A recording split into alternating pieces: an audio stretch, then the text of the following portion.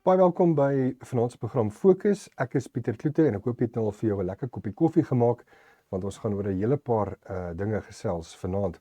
My gaste vanaand is Prof Koos Malan, genooi by Sakeliga en Prof baie welkom. Ek sien Prof het 'n bietjie van 'n glimlag vanaand. Ons gaan nou seker maar hoor waaroor daai glimlag gaan. Pieter, ek glimlag altyd. Maar goeienaand Pieter, goeienaand luisteraars en goeienaand Jaco. En dan Jaco Kleinhans telefonies wat by ons aansluit. Hy is hoof van internasionale skakeling by Solidariteit. Jaco, baie welkom. Lekker om jou weer terug op die program te hê. Prof, ek wil dan sommer begin met Pieter, dankie. Goeienaand. O, daar's hy. Dankie Jaco. Ons wil begin met daar's 3 hofsaake uitsprake wat die afgelope paar weke was. Die ene wat vandag is, waar Prof natuurlik ook 'n groot glimlag op Prof se gesig het, gaan oor SAI en Sakeliga wat die minister van Landbou Steenhuisen hof toe gevat het en die uitspraak was vandag ten gunste van julle. Vertel ons 'n bietjie meer daarvan. Ja, die 3 partye wat applikante was in die aangeleentheid is Sakeliga, Vrystaat Landbou en SAI. Nou nadat die aangeleentheid 2 keer verdaag is omdat die respondent die departement van Landbou, die minister van Landbou en die direkteur-generaal van Landbou nie hulle verpligtinge ingevolge die hofproses nagekom het om stukke te liaseer nie, spesifiek met betrekking tot die plan wat hulle beweer het hulle het nie, het die hof toe uiteindelik vandag nadat die saak op meriete verhoor is 10-12 dae gelede uitspraak gegee. Die uitspraak was suksesvol vir die 3 applikante vir Sakeliga, Vrystaat Landbou en SAI en nadelig tot die nadeel van die minister van Landbou en sy mede-respondente. In kort kom dit daarop neer dat die aansoek van die 3 applikante het geslaag. Die aansoek het daaroor gegaan oor die vraag of daar enige iets in wetgewing bestaan wat privaat immunisering van beeste ensovoorts vir back-and-closure verhoed. Die saak van Sakeliga en die 2 mede-respondente was deurlopend geweest dat daar niks in die wet is wat dit verbied nie. Dit terwyl die departement van Landbou en die minister van Landbou by name water getrap het en geen duidelikheid wou gee oor hoe hulle die regsposisie sien nie. Die rede waarom die aansoek gebring is dat die applikante wou nie die boere adviseer, luister, gaan voort en doen immunisering indien julle hoegenaamd kan in omstandighede waar hulle die risiko loop dat die staat teen hulle kon optree nie. Maar wat nou gebeur het is, vandag het die hof uitspraak gegee en gesê dat hulle kan absoluut die hof kan geen beletsel daarteen vind nie. Dis natuurlik 'n groot verligting vir boere, dit los nie die back-and-closure probleem op nie, maar die feit dat landbouers nou self kan voortgaan, boere self kan voortgaan met die immunisering beteken natuurlik dat hierdie probleem kan inderdaad ook van privaat weer aangespreek word.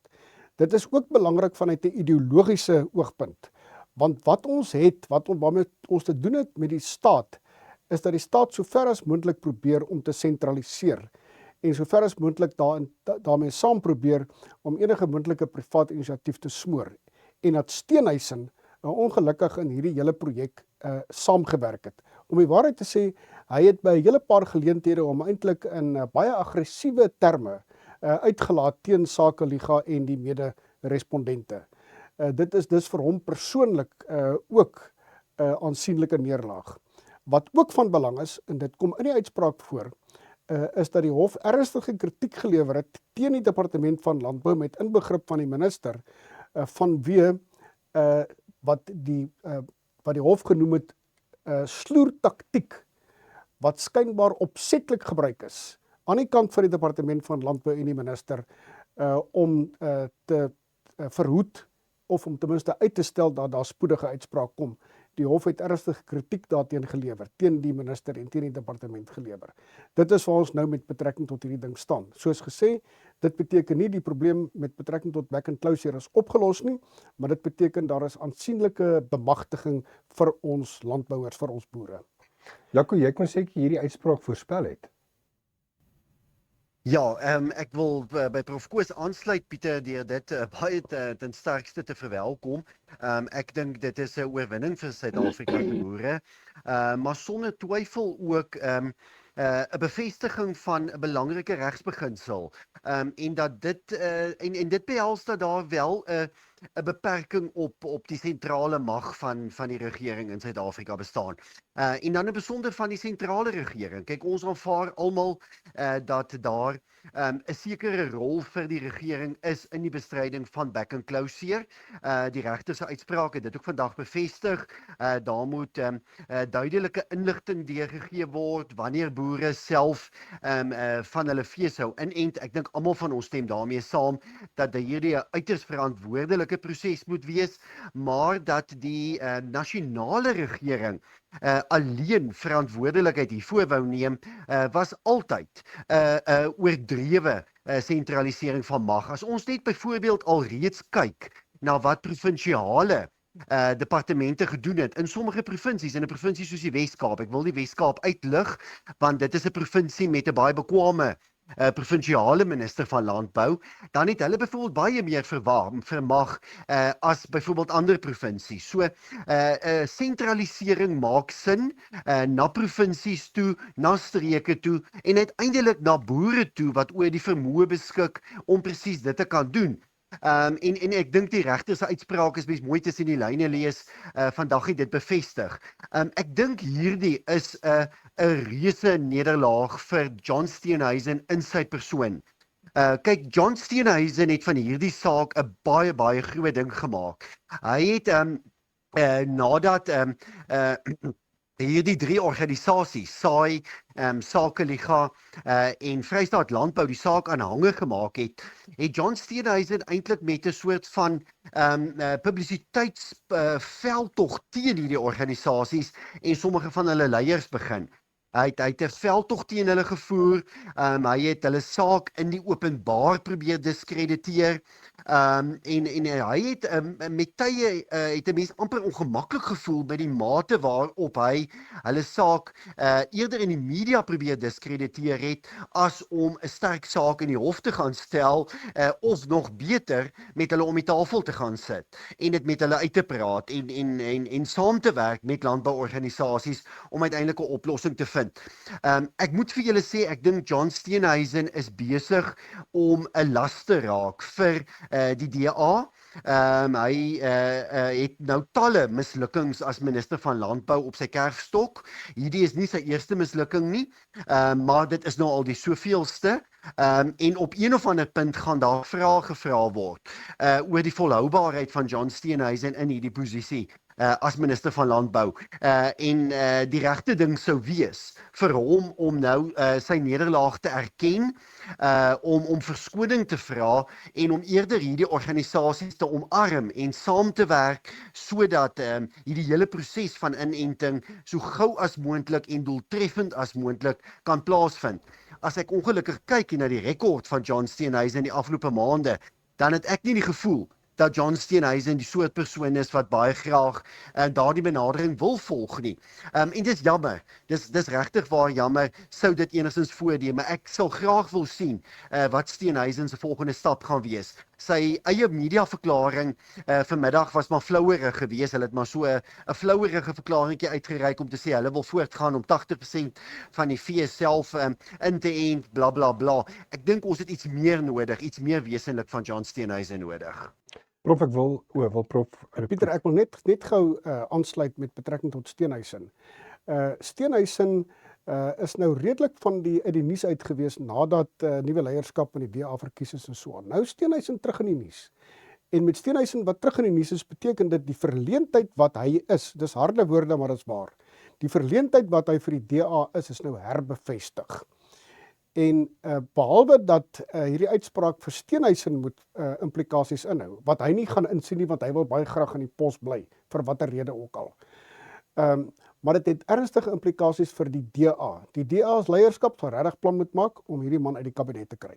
Hy hoort nie daar nie, hy is nie bekwam nie, en hy is 'n verleentheid vir die DA in omstandighede waar die DA klaarblijklik goeie leierskap verkies het, waar die DA beskik oor baie goeie kandidaate ook vir hulle burgemeesterskappe en sovoorts in 'n klomp van die prominente munisipaliteite, kom Steenhuisen nou terug en is hy as dit ware 'n blok aan die been vir die DA se verkiesingsveld tog met die oog op die munisipale verkiesing wat nou van die grond af kom. Ek dink Jordan Hiloos en die leierskap van die DA sal inderdaad nou met plan maak met hierdie man. Prof, nog 'n ideologiese uitspraak die afgelope 2 weke was die konstitusionele hof oor Palapala. Hoekom sê u dit is ideologies? En dan wil ek ook net vra, ek sien dat hulle dit nou wel vandag aangekondig dat hulle die afsettingskomitee se name wie op nou daai komitee gaan dien, is ook nou bekend gemaak. Ja. Pieter, nee, die Palapala uitspraak is nie ideologiese uitspraak nie. Die Palapala uitspraak is eintlik die volgende episode van die Nkandla uitspraak van 10 jaar gelede. Interessant dat die twee goed volg 10 jaar op mekaar. Dit is 'n groot verleentheid vir die ANC, net soos wat dit destyds 'n groot verleentheid vir die ANC was, die Nkandla uitspraak. En dit is 'n groot verleentheid vir die destydse president van die ANC en president van die land Zuma, net soos wat dit tans 'n groot verleentheid is vir die leierskap van die ANC, Ramaphosa spesifiek, maar dit is nie 'n ideologiese kwessie nie. Dit gaan nie oor beleid nie. Dit gaan nie oor die amper sê ek die teologie, dis eintlik wat dit is, die ideologie van transformatisme van die ANC nie. Dit skep weliswaar vir hulle geweldige ernstige probleme. Ek dink Ramaphosa gaan alles in sy vermoë doen om die proses te vertraag. Hy is nie so seer bang en die ANC is nie so seer bang vir die uiteindelike afsetting van Ramaphosa as president nie. Vir die doeteenvoudige rede, hulle kan dit verhoed, want hulle het nog meer as 1/3 van die lede van die nasionale vergadering aan hulle kant. En vir afsetting as president is daar 'n 2/3 meerderheid nodig. Die ding waarvoor hulle eintlik bang is die verrigtinge in die afsettingskomitee, soos wat jy nou gesê het in die inleiding, wat nou vandag afgehandel is. Ramaphosa en die ANC sal dit so ver as moontlik wil verhoed, want die feite van die saak, wat gebeur het, die geld wat daar gevind is in die Rusbank en die optrede daarna, is 'n enorme verleentheid vir Ramaphosa. En wat gaan gebeur, is dat oppositiepartye, verteenwoordigers van die oppositiepartye, gaan regtig vir Ramaphosa fyn maal. En in die aanloop tot die munisipale verkiesing van die 4 November gaan dit Ramaphosa ernstig benadeel en nog meer belangrik die ANC ernstig benadeel. Maar dit is nie 'n ideologiese kwessie nie. Die belangriker uitspraak, as ek sommer dadelik daarmee kan aangaan, die belangriker uitspraak is die uitspraak van verlede maandag met betrekking tot die gesondheidswet. Net wel nie die nasionale gesondheidsversekering nie. Daai litigasie kom eers later, dis aan die gang, maar die sake gaan eers later geargumenteer word. Maar wat hier gebeur het is dit, en ek dink dis baie belangrik om dit vir ons luisteraars uit te wys dat ons met gedagtes wissel hieroor. Kyk, hierdie uitspraak gaan oor 'n belangrike aspek van transformatisme wat in die sentrum staan van die ANC se ideologiese projek. Hulle wil so ver as moontlik volledige sentrale partybeheer kry oor alles in die Suid-Afrikaanse samelewing, met inbegrip van gesondheidsdienste soos oor alles. En hierdie materiaal wat ingestel is in gevolge die gesondheidswet, het ingehou dat alvorens 'n dokter of enige ander gesondheidswerker op 'n bepaalde plek kon gaan praktiseer, moes hy of sy 'n toestemming gekry het van die direkteur-generaal van gesondheid om op die bepaalde plek te gaan praktiseer. Nou in neutedop wat die grondwetlike hof beslis het, is dat die reëling is irrasioneel. En belangriker nog wat my betref, is die hof het ook beslis dat die materiaal maak inbreuk op mense se vryheid van keuse met betrekking tot beroep. Nou vir die ANC maak dit nie saak nie. Dit is juist wat hulle wil hê. Dit staan in die sentrum van wat hulle doen. Dit staan in die sentrum van Black Economic Empowerment ensovoorts. Voorskrif. Hierdie is ook so 'n voorskrif.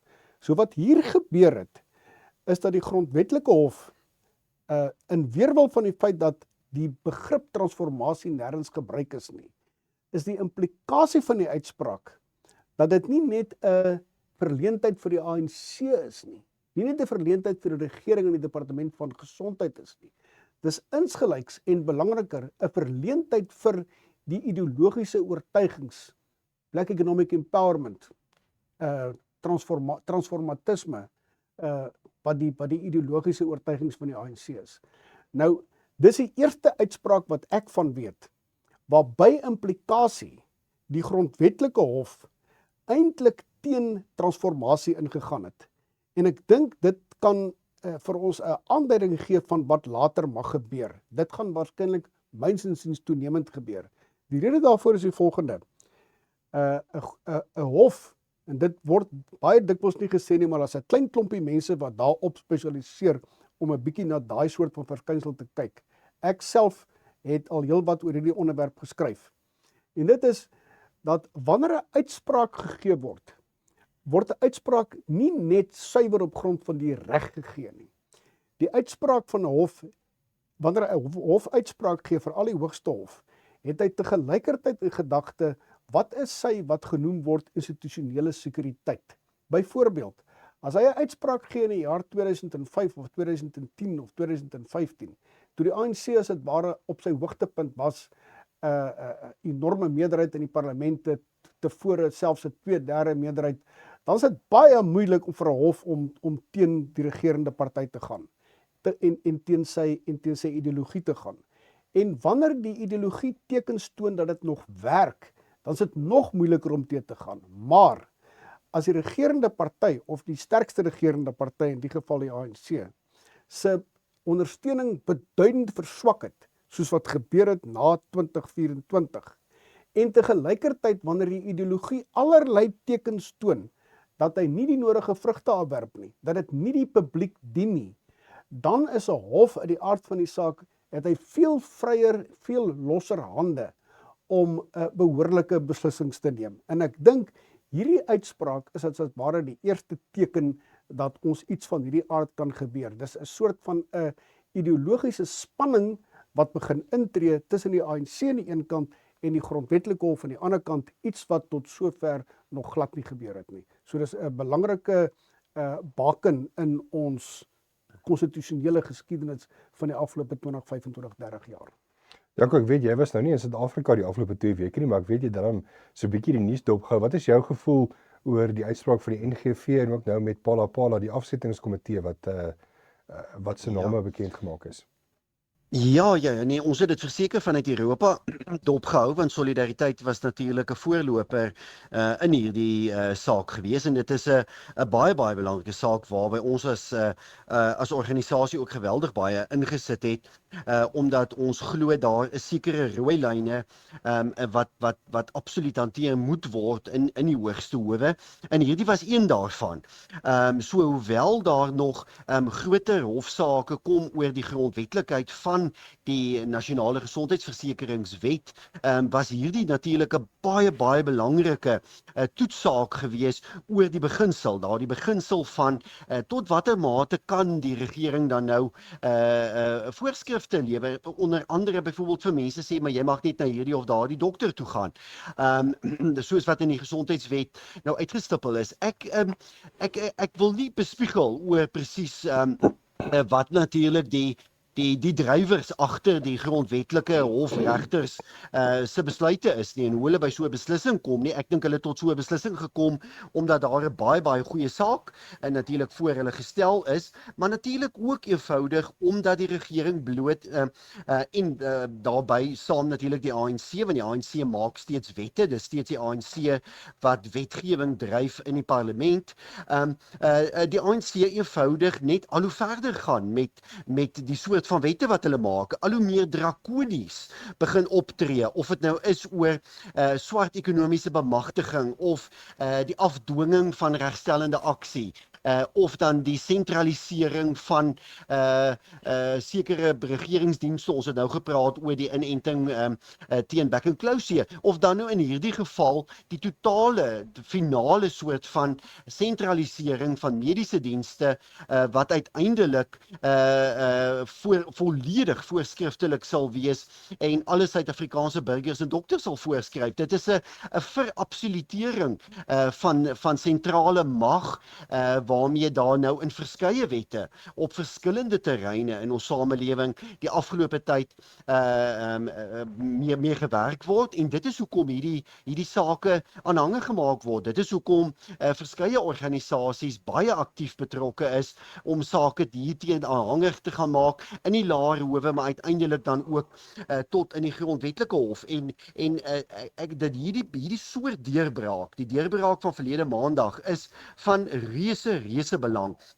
Want dit bevestig 'n paar beginsels vir ons wat tans noodsaaklik is. Kyk, as ons daai saak verloor het in die Grondwethof, dan moes ons almal vandag baie bekommerd gewees het, want dan sou die regering natuurlik net vinniger opgetree het, meer drakonies opgetree het, en sou dit natuurlik ook toekomstige sake wat nog reeds aanhangig gemaak is, wat nog aangehoor moet word, dan sou dit natuurlik moeiliker gemaak het, en dit sou natuurlik vir die regering en die ANC baie moed gegee het om eenvoudig nog meer radikaal op te tree. Wat 'n belangrike punt is wat ek wil maak, Pieter, daar is die persepsie geskep die afgelope dekade dat onder Cyril Ramaphosa Suid-Afrika 'n meer gematigde land sou word. Nadat ons vir omtrent 'n dekade die verskriklike regering van Jacob Zuma gehad het met al die korrupsie, staatskaping, al die soort van drakoniese dreigemente en idees en alles, het ons nou is ons nou amper by die punt waar ons 'n dekade van Ramaphosa as president van Suid-Afrika het. Ramaphosa as president van die ANC wat vir die grootste deel daarvan 'n volstrekte meerderheid in die parlement gehad het. Dis wette maklik kon deurvoer deur die parlement. Ramaphosa wat ook graag dit geteken het, alles van die Bella-wet af tot die NGV-wet en al hierdie wette. En ek wil vir jou sê, as jy die land gaan opdeel, breedweg, in na 1994, in die eerste derde wat die Mandela-Mbeki-era was, die tweede era wat die Zuma-era was, en die derde era wat die Ramaphosa-era was, dan was die laaste 10 jaar, die mees radikale een gewees, in terme van sentralisering van die soort van wette, wat deur die ANC, deur die parlement gedryf word, van onderwys af, landboubeleid, energiebeleid, gesondheidsbeleid, die pogings om meer te sentraliseer, meer te reguleer, meer mag in die hande van die sentrale regering te kry. En daar was 'n hele paar mislukkings, dankie tog daarvoor, en ek dink hierdie uitspraak verlede week oor die gesondheidswet is waarskynlik een van die belangrikste deurbrake, ten minste in hierdie tyd van eintlik baie radikale wetgewing wat afspeel. Net vinnig oor Palapala, jy vra daaroor, want dit is polities belangrik. Ek kan nie sien op hierdie stadium dat die parlement president Ramaphosa in 'n staat van beskuldiging gaan plaas nie. Dit gaan nie gebeur nie.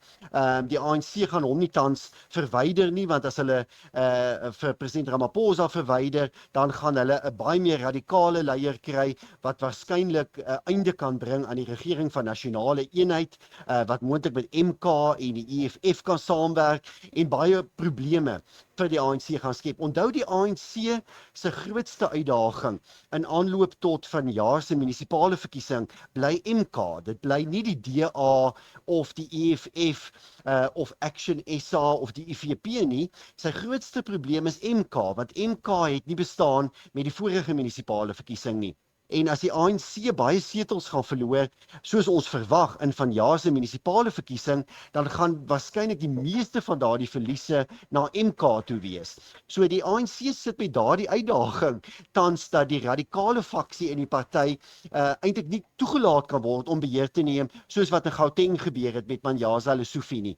So ek dink nie die ANC gaan Ramaphosa verwyder nie, ek dink die parlement gaan dit doen nie, maar ek dink polities is Ramaphosa nog verder verswak. Die ANC het nog 'n vuishou gekry. Hulle geloofwaardigheid is verder aangetast onder gewone swart kiesers wat reeds kwaad is. Die peilings wys dit vir ons dat die gewone swart kiesers daar buite is kwaad vir die ANC. Hulle is teleurgestel, hulle is verontwaardig oor die selfverryking, die korrupsie, al hierdie dinge en Phala is so prakties, né? Dis so 'n konkrete voorbeeld van hoe die leierskap van die ANC korrup opgetree het en hulle self verryk het. So ja, ek dink dit voeg maar net toe tot die reeds lang lys van politieke uitdagings wat die ANC in die gesig staar.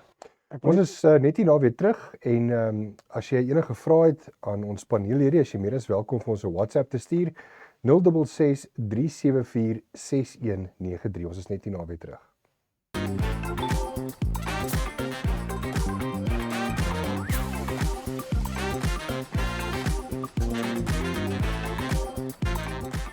Ek het sopas 'n skriftelike waarskuwing ontvang vir my gedrag by die werk. Moet ek dit teken? Erken slegs ontvangs van die waarskuwing. Moenie skuld erken nie. Dien dan 'n skriftelike antwoord in met die bewyse wat jy gestoor het. Welkom terug by Fokus. Prof het nog wil graag aansluit by Jaco oor Ja, ek wil net gou nog een of twee opmerkings maak. Dit is met betrekking tot die gesondheidssaak. Daar was 'n reeks applikante in die aangeleentheid. Die eerste applikant was Solidariteit en ek dink dit is noodsaaklik om vir Solidariteit erkenning te gee daarvoor dat hierdie saak aangevat is. Maar baie interessant, daar was ook 'n aantal ander applikante, individuele gesondheidswerkers, mediese dokters en dan ook die Hospitaalvereniging van Suid-Afrika. Dit is baie goed dat al die applikante saam in die saak was. Dit het die optika, om het so te stel, net veel beter gemaak. Die tweede ding wat ek wil opper is dat ek dink die saak is inderdaad baie goed bestry en advokaat Greta Engelbrecht, wat eintlik 'n baie lang pad gekom het met grondwetlik verwante aangeleenthede, was die senior advokaat vir Solidariteit en vir die Hospitaalvereniging in die saak en ek dink sy het daar baie goed van 'n taak gekwyt. En ek dink dit is noodsaaklik om erkenning te gee daaraan. 100%. Kom ons praat 'n bietjie oor xenofobie wat nou alweer die woord is wat in die nuus gebruik word die afgelope ruk. En dit maak my eintlik half bekommerd want dit lyk vir my asof dit wat die politieke leiers sê, soos byvoorbeeld die EFF se Julius Malema, wat glo dat hy eintlik half 'n vry Afrika wil hê, wat eintlik 'n vloei van mense in en uit lande wil hê. Maar dit is tog teenstrydig van wat op grondvlak gebeur, want die mense in Suid-Afrika, val in Durban nou, het ons weer gesien dat hulle, die plaaslike Zulu en Xhosa gemeenskap is eintlik diep bekommerd oor die buitelanders wat hier onwettig is en wat hier wettig is wat hulle werk vat. Ja, dit is in elk geval ten minste die bewering wat gemaak word. Nou, Pieter, of die bewering korrek is of nie, dat buitelanders, plaaslike mense hulle werk kos, of dit waar is of nie, daar's 'n ander faktor wat ons ook moet noem. En dit is dat dit doeteenvoudig vir mense wat in hulle land woon en dit beskou as hulle vaderland, is dit 'n legitieme ding om te sê, maar luister, die land behoort eintlik aan ons. Ons is eintlik die burgers van die land en ons wil voorkeurbehandeling hê voor mense van buite af. Dit is nie xenofobie nie, dit is doeteenvoudig om 'n verstandige en 'n lewenskragtige en selfgeldende sienswyse te hê met betrekking daartoe dat dit die land is inderdaad jou land, jy's 'n burger van die land. Die begrip wat gebruik word, xenofobie, vreemdelinge haat of vreemdelinge angs, is eintlik 'n linkse begrip wat gebruik word. Of dit nou hier in Suid-Afrika is en of dit nou gebruik word in Europa of die Verenigde State. Die gedagte wat die begrip xenofobie onder lê, is dat almal is basies dieselfde, daar behoort eintlik geen grense te wees nie en daar kan 'n vry vloei, soos wat jy nou gesê het, 'n vry vloei van mense oor en weer in landsgrense en weer daaruit wees. Dit is verkeerd. Die begrip xenofobie moet 'n mens eintlik verwerp, want dit is, soos ek sê, 'n linkse begrip. Dit gaan oor voorkeur wat mense wil hê as burgery vir hulle eie mense. Nou, dit is soos wat jy tereg uitwys. Malema is een van die persone wat hierdie sienswyse handhaaf, vry vloei van mense. Maar nou is hier ook 'n ander persoon wat ek wil uitwys, as iemand wat ook in die beskuldigde bank moet staan ten aansien hiervan. En dit is ons het die afgelope tyd gesien dat oud-president Mbeki sê, luister, in die dae toe ek president was, was daar nie vreemdelinge haat nie. Daar was nie hierdie soort van optrede wat jy tans sien en wat inderdaad besig is om ernstige afmetings aan te neem nie. In my tyd het mense werk gehad, sê hy, en tegelijkertijd het mense die land binne gekom. Maar eintlik is oud-president Mbeki besig om homself te verontskuldig, want hy was op rekord gewees herhaalde kere dat hy eintlik gesê het, maar luister, hele ding van grenstoepassing, grensbeheer is eintlik van minder belang. Ons skuld dit eintlik aan ander Afrikane, het Mbeki gesê, dat hulle maar die land kan binnekom. Nou, dis wat gebeur het.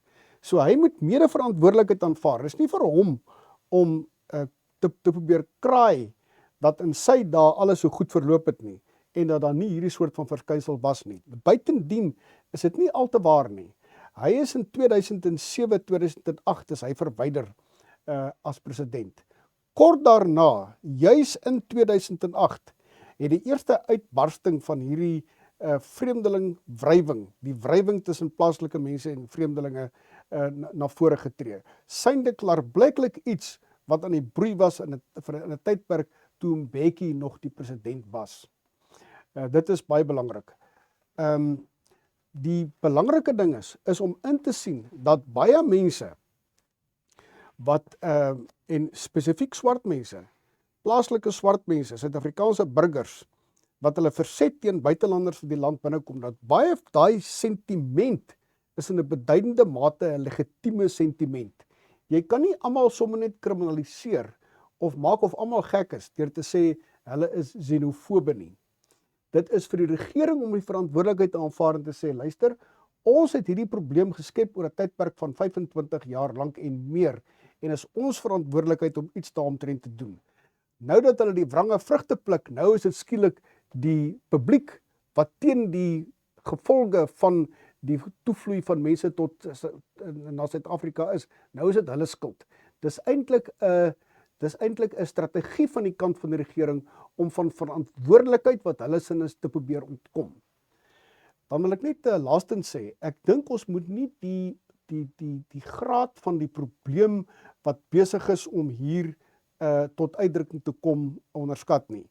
Die mate van openbare beswaar en die moontlikheid van ernstige geweldpleging wat hier kan na vore tree, is aansienlik. Trouwens, organisasies soos March and March, waarvan ons al hoe meer gaan hoor, en dergelike ander hulle sê nou, hulle het dit nou gestel, ons stel 30 Junie as 'n keerdatum vas. Indien daar nie voor of op 30 Junie iets drasties en beslissend met betrekking tot hierdie kwessie gedoen word nie, nou ja, dan moet julle die gevolge dra. En die bespiegeling is nou reeds dat iets soos KZN 12, 13, 14 Julie 2021 is weer aan die oplaai. Daarom sal die regering, wat intussen klaarblyklik baie min gedoen het, of niks gedoen het nie, of dit verder die situasie net verwaarloos het, sal hy regtig iets moet doen ten einde die geweld wat hier dreig. Ons het gesien, wat is die situasie 5 jaar gelede gewees, om dit te probeer afweer. Opvallend is dit weer grotendeels op dieselfde plek waar dit gebeur.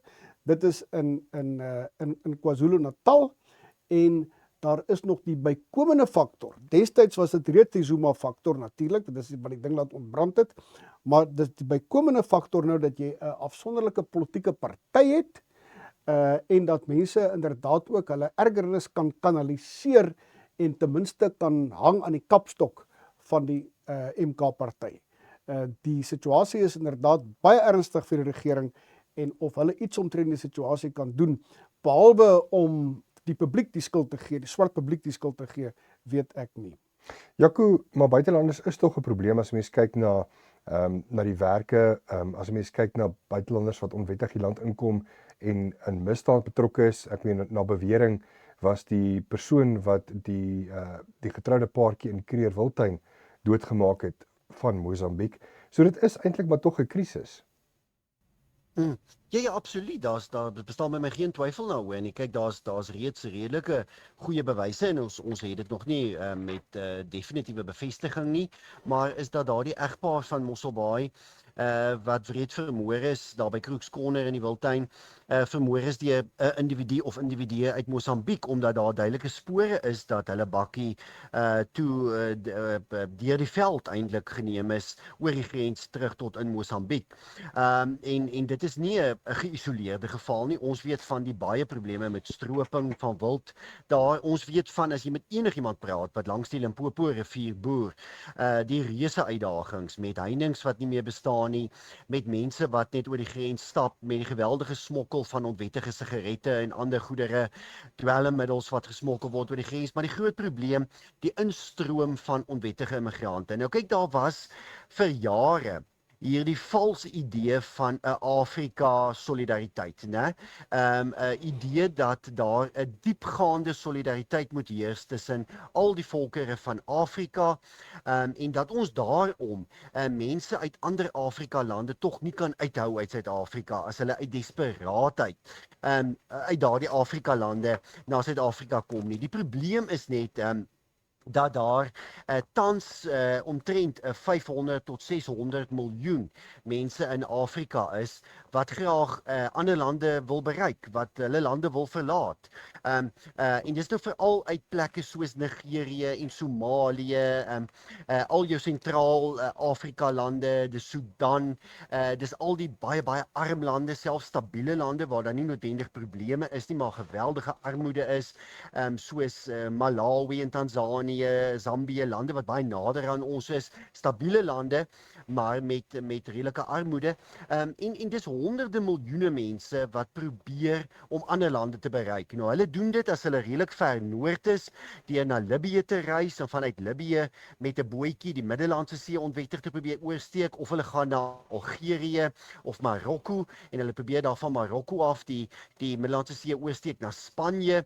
Hulle probeer roetes vanaf Oos-Afrika deur die Midde-Ooste, deur verskeie lande in die Midde-Ooste soos Oman, eers Jemen en Oman en Saudi-Arabië, dan Turkye en Europa bereik. Daar's verskillende maniere om dit te doen, maar die een roete is die roete na Suid-Afrika, want Suid-Afrika word steeds deur 'n groot hoeveelheid van mense in Afrika gesien as 'n land waar jy 'n beter geleentheid gaan hê vir 'n inkomste en vir basiese dienste as in die meeste Afrika lande. En dis sien ons nou al vir 3 dekades, 'n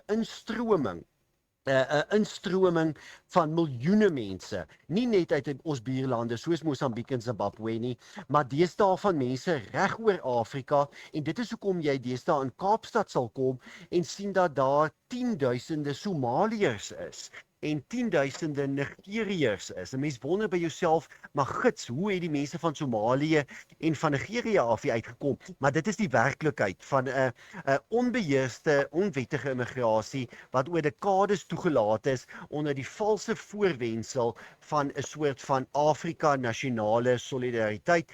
En dit is gedryf dan nou deur hierdie soort van Pan-Afrika denke. 'n Pan-Afrika denke wat terugstrek na die Mandela-era en die Mbeki-era. Die probleem daarmee is dat daar die afgelope 2-3 jaar omtrent die helfte van babas wat gebore word in Johannesburg se staatshospitale gebore word van moeders wat nie Suid-Afrikaanse burgerskap het nie, maar ook nie verblyfreg in Suid-Afrika het nie. Dit is meestal onwettige immigrante wat babas kry in staatshospitale in Johannesburg, maar deesdae ook in Durban, Kaapstad en baie ander plekke.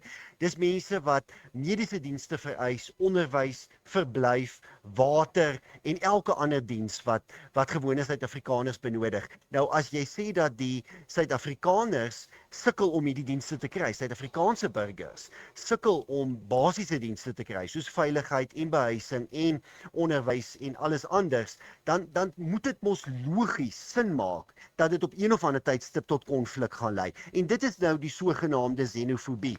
Xenofobie is eintlik maar desperate Suid-Afrikaanse burgers wat sê, nou kan ons dit nie meer vat nie. Ons kan letterlik nie meer terugstaan dat mense uit ander lande, dan veral ander Afrika lande, maar soms ook Midde-Oosterse en Asiatiese lande, dat hierdie mense inkom, dienste van ons kom wegneem, werksgeleenthede van ons kom wegneem en ons dan in absolute armoede moet krepeer nie.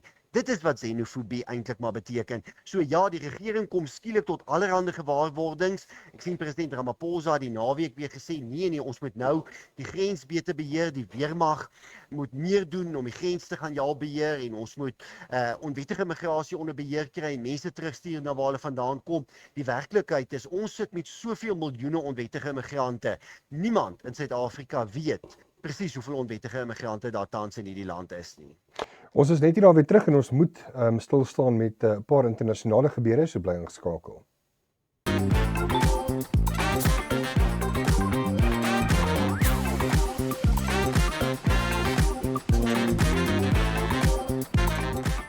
Ek het sopas 'n skriftelike waarskuwing ontvang vir my gedrag by die werk.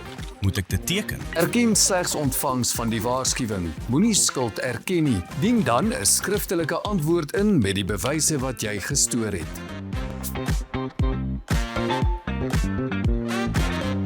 Dan kom terug by Fokus. Ons moet bietjie stil staan by internasionale nuus en ek wil sommer vir jou vra, Jaco, wat is die nuutste tussen Iran en die VS? Ek weet Marco Rubio het laat glip dat daar moontlik vandag nog 'n moontlike ooreenkoms kan wees. Wat is die nuutste?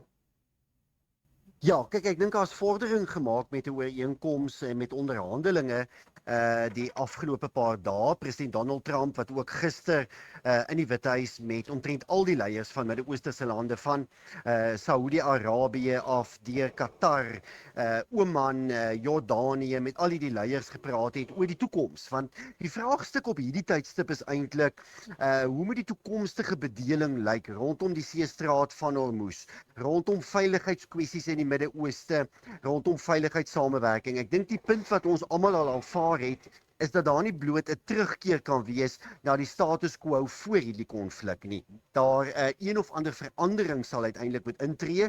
Nou daar is onderhandelinge tussen Amerika en Iran oor die oopstel van die seestraat van Hormuz en die beëindiging van Amerika se blokkade van Iran se hawens wat vir hulle 'n groot inkomsteverlies veroorsaak het, maar uiteindelik is daar groter vraagstukke wat ek dink al hierdie lande raak en wat al tot heelwat kommer en angstigheid gelei het. Sou jy 'n scenario hê uiteindelik waarin die regime in Iran te sterk uitkom uit watter vredesooreenkoms daar ook al bereik word, maar die gevoel op die oomblik is dat 'n vredesooreenkoms wel naby is. Mens kan ook kyk na die oliemarkte, die Brent olieprys het heelwat gedaal in die afgelope 12 ure of wat. Daar is aanduidings dat daar internasionale seine uitgestuur word dat dinge wel in die regte rigting beweeg.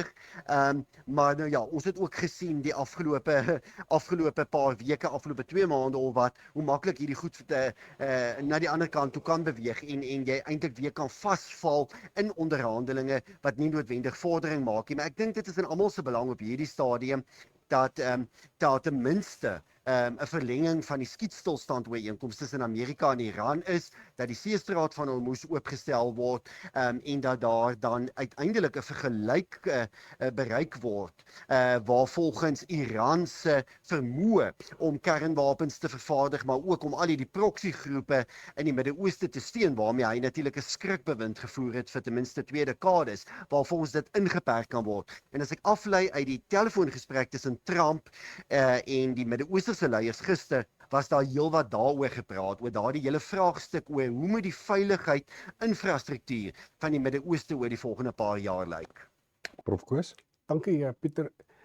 Pieter, is vir my baie duidelik dat Iran se posisie is baie sterker as wat hoegenaamd voorsien is dit sou wees. Die feit is dat ons 'n paar weke gelede gesê het, dis nie duidelik met wie daar onderhandel moet word as daar met Iran onderhandel word nie. Daai voorbou is verby. Daar word nou inderdaad onderhandel. Jaco het nou net gesê en ek stem met hom saam, dat kan nie toegelaat word dat Iran te sterk uit hierdie ding uitkom nie. Die feit van die saak is dat op die 28ste Februarie het Amerika en Israel Iran se kop afgekap. die regering te verwyder. Klomp mense is dood en intussen baie vinnig het hy 'n nuwe kop aangegroei. Die aanvanklike oënskynlik briljante lugaanval wat gedoen is, wat Iran in die kiem moes smoor, het toe nie gebeur nie. Dit was 'n misvatting gewees. Die feit van die saak is dat daar ook 'n klomp ander misrekenings was van die kant van Israel en meer bepaald van die kant van die Verenigde State. Daar is bespiegel dat daar op gehoop of in die vooruitsig gestel dat daar 'n plaaslike opstand sou wees. Daar het absoluut niks van die opstand gekom nie. Daar's te gelykertyd bespiegel dat daar 'n Koerdiese opstand gaan wees. Daar het inderdaad ook niks daarvan gekom nie. So totale misrekenings aan die kant van die Amerikaners se kant. Op hierdie stadium tree Iran allermins op soos 'n moondheid wat verslaan is. Hy is nie verskriklik gretig om 'n skikking te bereik nie. Hy gaan nie probeer nie onmiddellik reageer en doeteenvoudig vir enige voorstel van die Amerikaners dit aanvaar nie. Hy tree op asof hy inderdaad sterk is. Hy tree nie op soos 'n verslaane staat nie. Is nie besonder gretig om te skik nie. Hy is in 'n beter posisie met betrekking tot Hormuz as wat hy was voor die tyd. Israel se posisie, kyk, is swakker as wat dit was voor die oorlog begin het. Die feit van die saak is dat die berekening was, die Amerikaners en Israel moes ingaan, hulle moes Iran se kop afkap met betrekking tot die regering en 'n ander regering moes aan bewind kom en dit moes 'n regering gewees het waarmee jy kan werk. Daar's net een geleentheid vir die Verenigde State en Israel om in te gegaan het en soos wat ek het noem Iran te onthoof vir die regering. Net een. Jy kan nie weer 'n keer en weer 'n keer en weer 'n keer gaan nie. Die Amerikaanse publiek is doeteenvoudig, het nie die toleransie, het nie die verdraagsaamheid daarvoor nie. Dit het nou misluk, inderdaad misluk. Ons is amper 3 maande na die 28ste Februarie. So Prof, ekskuus, ek wil nie daar in die rede val, ons het ongelukkig nou nie meer baie tyd nie. Ek sluit af. Ja. So die feit van die saak is, ons is nou in 'n gunstige posisie na bykans 3 maande om bestek op te neem en die bestekopname wat ons maak blyk dat Iran inderdaad in 'n beduidend sterker posisie was as wat ooit kon voorsien is voor die Amerikaanse en Israeliese aanval. Die Amerikaners en die Israeliese regering het hulle klaarblyklik ongelukkig of gelukkig of wat ook al mense oordeel daaroor is met Iran totaal en al misgis. Hy sterker as wat daar gedink is. Ek wens ons het nog tyd gehad, Jaco, ek wil graag vir jou repliek gevra het, maar ek dink ons moet volgende week sommer begin met Iran en Amerika en ek wil graag dan jou opinie hoor oor hierdie, Jaco. My gaste vandag, Jaco Kleinhans, hoof van internasionale skakeling by Solidariteit en Prof Koos Mandan, genoot by Sakeliga.